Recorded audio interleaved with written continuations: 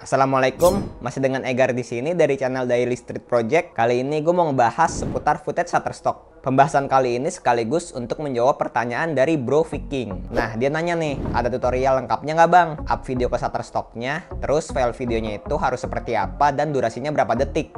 Di postingan komunitas gue yang ini ya. Jadi di postingan itu, gue share hasil footage yang ke-download dengan harga 15,70 US dollar. Oke, gue akan bahas dengan detail, mulai dari syaratnya, teknis, sampai proses submit footage di Shutterstock. Untuk itu, simak video ini sampai habis ya, karena masih banyak juga nih dari teman-teman yang lain, video mereka itu ditolak. Ternyata nggak memenuhi salah satu syarat dari Shutterstock. Padahal syaratnya gampang kok. Ini gue kutip langsung dari Shutterstocknya ya, jadi udah dipastikan 100% akurat.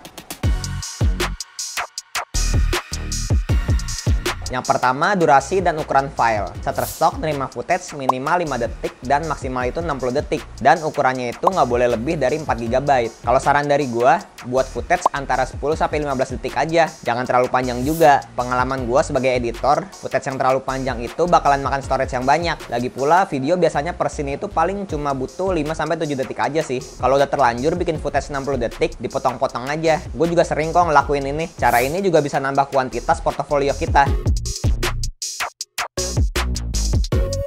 Yang kedua, format file. Format file yang bisa diterima Shutterstock ada dua, yaitu MOV dan MP4. Selain kedua format itu nggak bisa diterima Shutterstock ya. Yang ketiga, frame rate. Frame rate adalah ukuran kecepatan frame atau gambar yang ditunjukkan per detiknya. Satuannya itu frame per second atau FPS. Contohnya gini, misal kalau teman-teman ngerekam menggunakan 25 fps. Berarti setiap video 1 detiknya itu menampilkan 25 frame atau gambar. Semakin tinggi FPS-nya, semakin halus gambarnya. Kalau teman-teman pengguna HP, settingan FPS itu biasanya ada di bawah resolusi video. Nah, ini bisa diatur. Ada yang 30 fps, 60 fps, bahkan ada kamera HP yang bisa 120 fps. Jelas ya, Shutterstock sendiri nerima FPS itu mulai dari 23,98 fps dan maksimalnya di 60 fps. Syarat yang keempat, resolusi. Shutterstock menyarankan kualitas video yang disubmit ukuran 4K 4096x2160 dan HD 1920 x 1080. Tapi mereka juga nerima kok resolusi HD kayak yang digambar ini. Nah, berdasarkan keterangan yang dikasih Shutterstock, sudah dipastikan itu video format landscape ya. Pada saat video ini dibuat, belum ada keterangan Shutterstock menerima format vertikal. Sepengalaman gua, resolusi yang gampang diterima itu ukuran 4K. Kadang gua submit 4K aja tanpa edit itu langsung di-approve. Bikinnya pakai kamera HP lagi kan. Kalau teman-teman udah ngikutin channel ini lama, pasti tahu gua pakai kamera HP apa buat nyetok. Beda sama resolusi yang di bawahnya. Kadang pakai kamera mirrorless di resolusi 1080 aja itu susah tembusnya, apalagi yang pakai HP. Gue udah pernah buat juga nih eksperimennya, bikin footage pakai HP dengan resolusi 1080 dan bikin footage pakai resolusi 4K. Bisa lihat di sini setelah video ini selesai ya. Nah, itu yang 1080 aja susah, apalagi yang ukuran SD kan. Buat teman-teman yang punya pengalaman sama, coba sharing di kolom komentar ya. Atau mungkin ada yang punya pengalaman submit ukuran SD tapi gampang di-approve. Boleh juga sharing pengalamannya ya. Gue pengen lihat seberapa gunanya sih resolusi XD ini. Jadi saran dari gue, kalau teman-teman mau beli HP, beli yang kameranya itu udah bisa rekam resolusi 4K. Nggak perlu iPhone atau Samsung juga sih. Xiaomi sekarang banyak kok yang murah bisa rekam 4K juga. Kelebihannya ketika kita punya HP yang bisa rekam 4K, kemana-mana nggak perlu lagi deh tuh bawa-bawa kamera. Pasti teman-teman tuh selalu bawa HP kan. Ketemu momen bagus di jalan, langsung bisa rekam footage deh buat Shutterstock. Selanjutnya syarat yang kelima itu kodek. Shutterstock nerima yang tercantum kayak di gambar ini ya.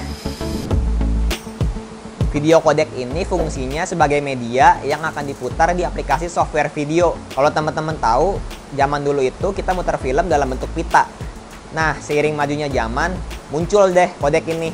Sebenarnya agak rumit ya bahas kodek ini. Tapi ya intinya gitu sih. Buat teman-teman yang menggunakan handphone, nggak usah khawatir ya. Standar handphone sekarang itu udah otomatis pakai salah satu kodek di atas kok.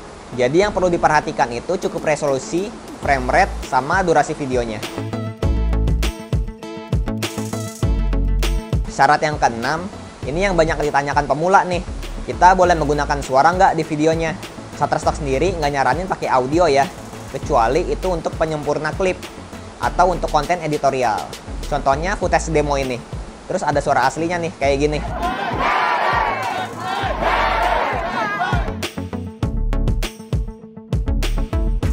Syarat selanjutnya feature profile atau warna. Ini juga banyak yang ditanyakan nih.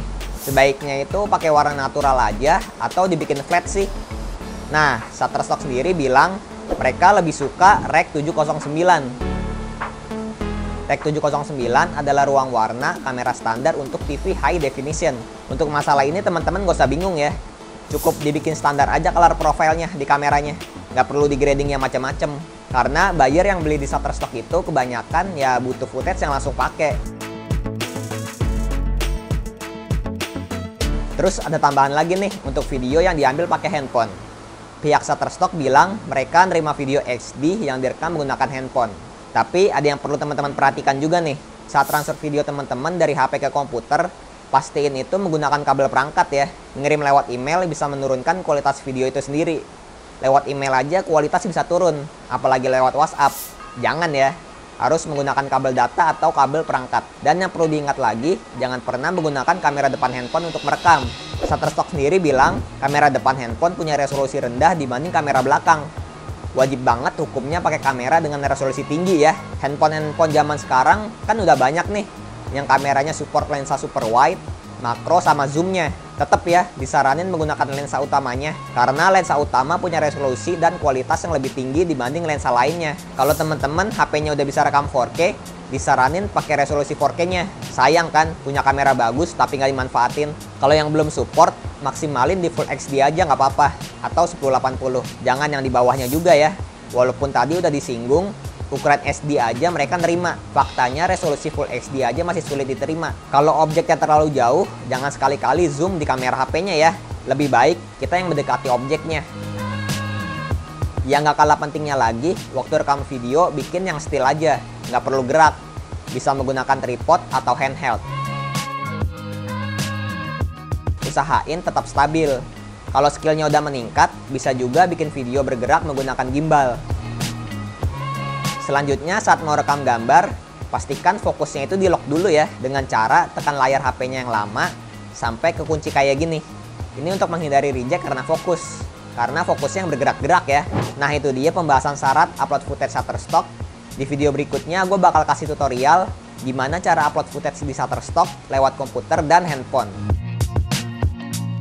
Untuk itu subscribe bagi yang belum supaya nggak ketinggalan video terbaru dari channel ini.